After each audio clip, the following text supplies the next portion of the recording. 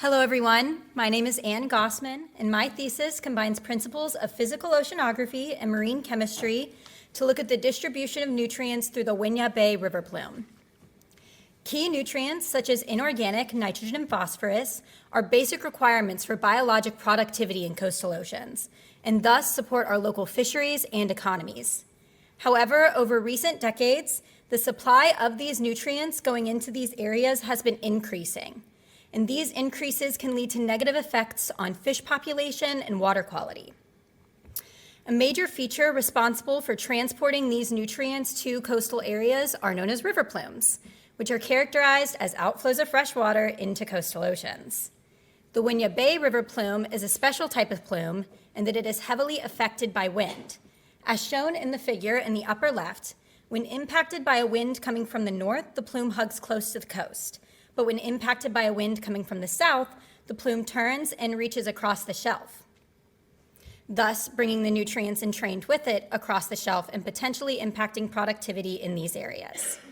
Therefore, understanding the distribution of nutrients due to these changing plume properties is of great scientific interest and great societal importance. Using a network of observations, I can compare the concentrations of nutrients to the various environmental conditions impacting plume flow to gain a better understanding of where and how these nutrients are distributed through these dynamic systems.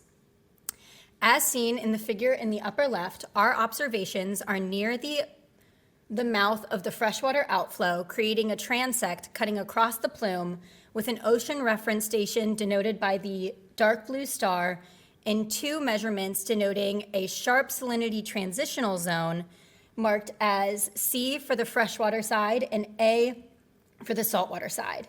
And if you look at the bottom right picture, you can distinctly see the two different water bodies because they have a very distinct color. With continued analysis of these results and the regions of the plume that they were collected in, I hope to better understand where and how these nutrients are distributed and the potential implications they have on productivity and water quality in the coastal oceans. Thank you.